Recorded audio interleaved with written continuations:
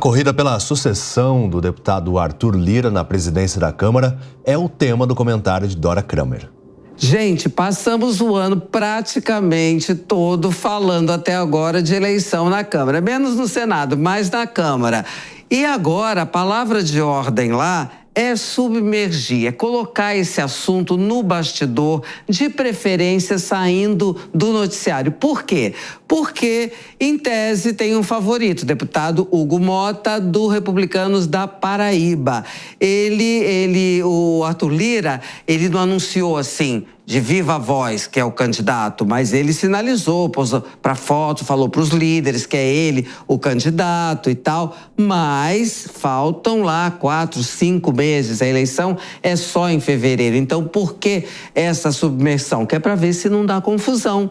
Primeiro, não prejudicar esse favoritismo do Hugo Mota, administrar o desconforto, para dizer o mínimo, deputado Elmar Nascimento, do União Brasil, da Bahia, que era tido como o favoritíssimo, passou o ano sendo favorito e no fim foi escanteado. Claro que ficou aborrecido. E é preciso também ver o que fazer com a candidatura do deputado Antônio Brito, do PSD, do Gilberto Kassab, também baiano.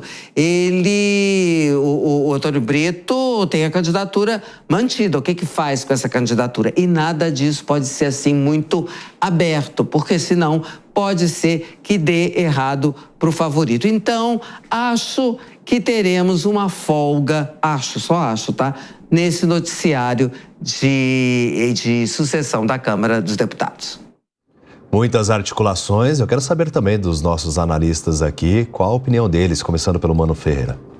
Pois é, minha opinião é que tem muita água para rolar embaixo da ponte ainda. Como estava dizendo a Dora, o Elmar Nascimento não está nem um pouco feliz com ter sido puxado o seu tapete depois de tanta articulação, fez uma festa de aniversário de arromba com vários ministros, deputados de todos os partidos.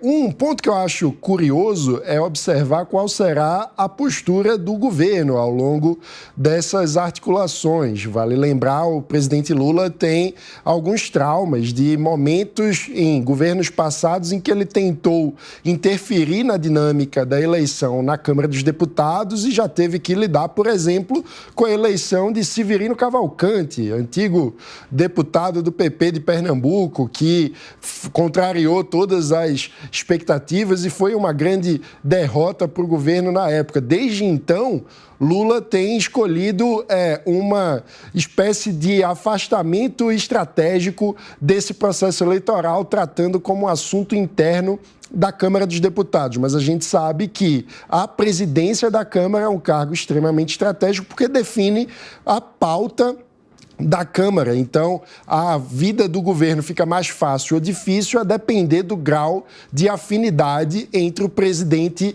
dos dois poderes. E aí a gente vê na prática, com o aumento do poder do Congresso nos últimos anos, com a ampliação do volume das emendas parlamentares, a gente vê uma cautela cada vez maior do Executivo ao lidar com os assuntos internos da Câmara dos Deputados. No fim das contas, o que mais interessa para o pagador de imposto é como um arranjo na presidência da Câmara pode diminuir ou aumentar os custos de tramitação dos projetos importantes para o país. Pois é, e o poderoso e habilidoso Arthur Lira parece que, nesse caso, deu um tiro no pé ao tentar antecipar tanto a escolha do presidente da Câmara, que será eleito somente em fevereiro do ano que vem. Ele quis ser o protagonista, dizer que ele seria quem escolheria, indicaria e faria se eleger o presidente, mas está mostrando que não tem poder para isso, na verdade.